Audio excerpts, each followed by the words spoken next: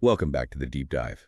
Today we're taking a bit of a detour, actually, back to ancient Greece, sitting in on a really fascinating philosophical clash. That's right. We're going to be pulling from excerpts of Plato's dialogue, Greater Hippias. We're using the translation by David R. Sweet, which is excellent, to really unpack a specific conversation. Yeah, and our mission today is to go straight to the source, Yeah. this exchange between Socrates and the very famous sophist, Hippias. Mhm. We want to see what they reveal, Mm. not just about defining something really tricky, like beautiful or honorable. Yeah, that's just hard enough. Right. But also about their, well, fundamentally different ideas of what it even means to be wise or successful for that matter. So yeah, settle in. Imagine you've just popped into Athens and you stumble upon this pretty lively debate. Let's just dive right in. Okay, so the dialogue kind of kicks off with Hippias just rolling into town. He's fresh from his travels, Mm. and he's clearly very eager to share his successes. Oh, absolutely. He's been doing the rounds, Lacedaemon, Sicily, places like Inicum, and he makes sure everyone knows. Knows what? Well, that he hasn't just been welcomed, but that he's earned considerable sums of money pretty much everywhere he's gone. He's practically bragging about it. Yeah. And he connects this money, this financial success, directly to his wisdom, his ability to handle, well, all sorts of matters, public and private. Right. He gives speeches, he gets recognition, and the money for Hippias. That seems to be the ultimate proof. Proof that he's not just wise, but actually more wise than, say, philosophers from the past. Exactly. He claims modern sophists, like himself, are superior to these historical figures like Thales or Anaxagoras because they get paid. It's a very practical viewpoint, isn't it? Results-oriented, wisdom is worth what it earns you. And Socrates, well, in that classic Socratic way, he immediately pokes a tiny hole in this, just gently. Mm-hmm. What does he say? He just mentions Anaxagoras. Undeniably wise figure, right? But, Yeah. well, he didn't exactly make a fortune, did he? No, quite the opposite, I think. Didn't he reportedly lose money? That's the story. So it's a subtle jab, but it highlights that tension right away. You've got Hippias seeing wisdom in, like, external validation money, fame. Practical success. Yeah. And Socrates, you sense immediately, is coming from somewhere else entirely. So Socrates then, maybe sensing there's not much philosophical mileage in discussing Hippias's bank balance. Right. He pivots, shifts to something much deeper. He brings up the beautiful, or kalon in Greek. And he says he's struggling with this question himself, and he needs Hippias's help, which is a classic Socratic setup, isn't it? It absolutely is, because this is where the real game begins. Socrates isn't interested in just like a list of beautiful things, a nice horse, a shiny shield. Right. He's pushing for the definition of beauty itself. What is that essence, that quality that makes anything beautiful? And he has this funny little admission here, too, doesn't he? About how he gets genuinely angry Oh, yeah. when people claim to know something, but then just fall apart when you ask them what it is. Yeah. He puts himself forward as the questioner, the examiner, but also admits he's perplexed too. It sets the stage perfectly. Mm-hmm. Hippias, confident, worldly, the expert. Mm-hmm. And Socrates, playing ignorant, but just relentless with the questions. Okay, so Socrates asks the big one. What is the beautiful? And Hippias's first attempt. He goes for a classic example. Okay. A beautiful maiden is beautiful. Seems reasonable, at first glance anyway. Sure, but Socrates immediately starts testing it. He asks, okay, well, is a mare beautiful? Yes, a fine mare can be. And a lyre, is Yes. that beautiful? Yep, a well-crafted one. Okay, what about a pot? A cooking pot? Uh-huh, a smooth, well-made one. Sure, it can be called beautiful for a pot. And that's the key, right? The point Socrates is driving at is, well, if beauty is a beautiful maiden, then none of these other things can be beautiful. But we agree they are, in their own way. And he pushes it further with relativity. That beautiful pot. Compared to the maiden, it's probably ugly. Right, and the beautiful maiden, compared to a goddess. Suddenly, not so beautiful. So, pointing to one beautiful thing doesn't define beauty itself. Objects are beautiful only in comparison, or within their specific category. They don't embody the universal concept. And isn't that a powerful insight right there? How often do we call things beautiful just based on comparison without really thinking about what beauty fundamentally is? That's a really good point. Oh. Okay, so specific objects don't work. Where do they go next? Hippias suggests gold. Yeah, the idea that adding gold makes things appear beautiful. This is getting a bit closer, maybe, thinking about a quality rather than an object. But Socrates pushes back again. Right. What about things that are beautiful without any gold? Like famous ivory statues or beautiful marble. Good point. Hmm? And does adding gold always make something more beautiful? Sometimes it might look gaudy, right? Exactly. So gold isn't the definition either. It's not beauty itself. Okay, attempt number 3. What about the fitting or the suitable? Surely things are beautiful when they fit their purpose or their context. This feels like a more promising path, doesn't it? Something suitable for its job often looks right, like a tool perfectly designed. Yeah, that makes sense. Hmm. But Socrates, he finds an issue here too. He raises this really critical distinction. Does something fitting make it beautiful, or does it just make it appear beautiful? Appearance versus reality again. Exactly. If it only appears beautiful because it's fitting, but maybe isn't actually beautiful in its essence, then the fitting isn't the same thing as beauty itself. Wow, that feels incredibly relevant today. Yeah. We talk about things being a good look or fitting the vibe or whatever. Are we just confusing appropriateness with actual beauty? It's what Socrates is pushing them towards, yeah. Yeah. Distinguishing the effect, how it looks, from the cause, or the essence, what it is. Okay, the search continues. What's next? The useful. Or maybe the powerful. Logical steps. Useful things, powerful things, they're often admired. A strong horse, a useful gadget. But there's always a but with Socrates. The but is that usefulness and power can be directed towards good things, but also towards bad things. Right. You can use power for evil. Precisely. And since beauty seems intuitively linked to what is good, something that can also facilitate bad things can't be beauty itself. That essential nature isn't there. So if it can be used for harm, it can't be beauty itself. That brings in a strong moral element. It does seem to. Which leads them naturally to the next idea. What about the beneficial? Okay, this sounds even closer. Beneficial means it leads to good things, right? Uh-huh. That avoids the problem with useful or powerful. It seems to. But here's where Socrates introduces a subtle but really critical philosophical knot.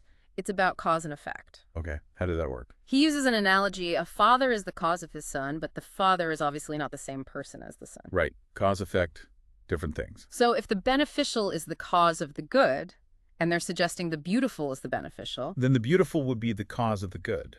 but not the good itself, and that feels wrong to them. It feels like the beautiful is good inherently, not just something that leads to good. Ah, I see. It creates a contradiction. If beauty beneficial and beneficial cause of good, then beauty whose cause of good.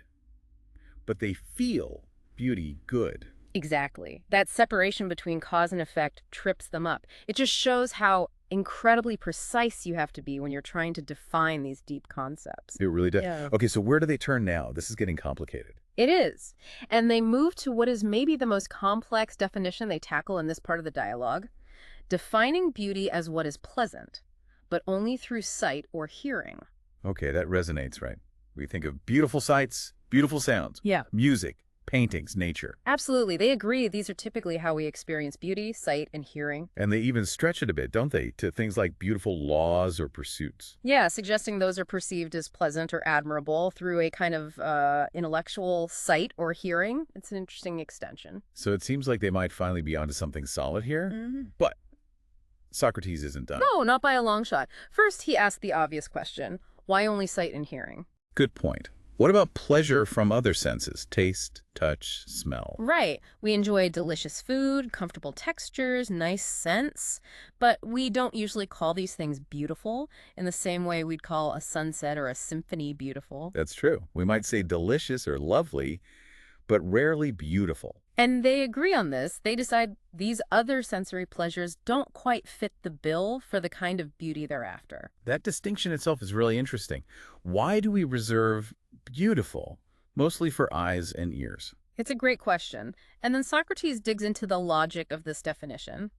If things are beautiful because they are pleasant through sight and hearing, how does it actually work? What do you mean? Is something beautiful because it pleases the sight? Or because it pleases the hearing? Or does it have to please both somehow? It starts to sound a bit like word games, maybe. It can feel that way, but Socrates is deadly serious about logical precision, and it leads them into a real tangle. How so? Well, think about it. If beautiful things, let's say sights and sounds, are beautiful because they share this common quality, right? The quality of being pleasant via sight or hearing. Okay. And if that shared quality is what beauty is, then shouldn't that quality make each individual thing beautiful on its own? Say that again. If the quality pleasant via sight hearing is beauty, then a beautiful sight has that quality, pleasant via sight, so it should be beautiful. And a beautiful sound has that quality, pleasant via hearing, so it should be beautiful. Right. So why do you need both sight and hearing combined in the definition if each part works individually? Precisely. Why the and, or is it an or? And they get completely tied in knots. Is it the shared quality itself, pleasantness via sight hearing, that is beautiful? Or is it the things, sights, sounds, that have that quality that are beautiful? It sounds circular, or like you can't pin it down. It does. It seems inconsistent depending on how you slice it. Socrates basically finds this definition problematic because, well, it just doesn't hold together logically when you really press it hard. You could almost feel Hippias' frustration boiling over at this point. Oh, he's clearly had enough. He starts accusing Socrates of just, playing tricks, asking annoying, fiddly questions. Yeah, doesn't he call the arguments chaff and clippings of speeches? Something like that, yeah. Or just babbling. You have to remember, Hippias is this man of status, reputation, probably used to being admired. And here's Socrates constantly cornering him, showing the flaws in his thinking. It must be infuriating. Definitely. And the contrast with Socrates himself here is just so striking. How so? Because Socrates freely admits his own confusion, his perplexity. He says he vacillates on these questions himself. But, and this is key, he claims that even being refuted is helpful. Because it reveals his own ignorance. Exactly. It helps him learn, even if the learning is just, wow, I really don't know this. That really gets to the heart of their difference, doesn't it? Yeah. Hippias presents himself as someone who knows. His proof is his wealth, his standing. Right. He thinks his knowledge of noble, beautiful things is solid. Proven. Whereas Socrates embodies this completely different idea. Yeah. That real wisdom starts when you recognize how much you don't know. And that the process of inquiry, of questioning, is valuable in itself, even if it just leaves you more confused initially. Socrates even suggests his own situation. Being poor, being perplexed, but always questioning is actually better than claiming knowledge you can't defend when someone pushes you on it. It's a direct challenge, isn't it? A challenge to Hippias' whole worldview, where wisdom equals worldly success. It really makes you question what kind of wisdom is truly valuable. Is it the kind that gets you ahead, earns you money, gets you applause? Or is it the kind that leads you to constantly refine your understanding, to question your assumptions, even if it means admitting you don't have all the answers? So let's pull this together, bringing this ancient conversation into our world today. Why does this back and forth over defining beauty still matter? Why should we care? Well, I think it matters because it's just a masterclass in trying to define anything abstract, really. Think about the attempts they made. Objects. Materials like gold, function like fitting, are useful. Outcome like beneficial, specific sensory experiences. Right. And every single attempt failed under scrutiny. Why? Because it wasn't precise enough, or it wasn't universal, or it confused, say, a cause with an effect or an appearance with the underlying reality. It really shows just how tricky it is to pin down concepts we use constantly, every day, without even thinking about it. It forces you, the listener, to ask, when I call something beautiful, what do I actually mean? Am I talking about how useful it is, or how it looks compared to something else, or just the pleasure I get from it? And maybe more broadly, it demonstrates the sheer power and the value of that Socratic method, not as a way to just tear people down. No, not just arguing for argument's sake. Right, but as a tool to rigorously test our own ideas, to expose the faulty assumptions we all have, and to really understand the limits of our own knowledge. Every time one of Hippias' definitions gets shot down, They learn something. they learn something crucial about what beauty isn't. And that's actually a step towards understanding what it might be. It clears the ground. It encourages us to distinguish, between something's function and its essence, between how something appears and what it truly is. Those seem like vital skills just for navigating the world today, right? With all the Yes. complex ideas and claims flying around. Absolutely vital. And it makes you think critically about what kind of success or wisdom we value in our own society. Is it the demonstrable, profitable kind that Hippias champions? Or is it that more introspective, questioning, maybe less comfortable kind that Socrates embodies? It definitely makes you pause and question the definitions you hold about things that seem simple, things you take for granted. And it's worth pointing out, isn't it, that in this particular part of the dialogue, they don't actually get there. They don't land on a final, satisfying definition of beauty. No, they don't. Socrates is still perplexed at the end of this section. He is, and he fully admits it. He owns that perplexity. Which kind of leaves us, and you listening, with this thought to ponder. If these brilliant minds, debating intensely for ages, struggled this much to define a concept as fundamental as beautiful, Yeah. what does that suggest about all the other complex ideas and values we use to make sense of our lives? Things like, I don't know, justice, happiness, even truth. What other everyday concepts might be much, much harder to define than we think? Exactly. And what does that uncertainty mean for how we discuss them, how we argue about them, how we live with them?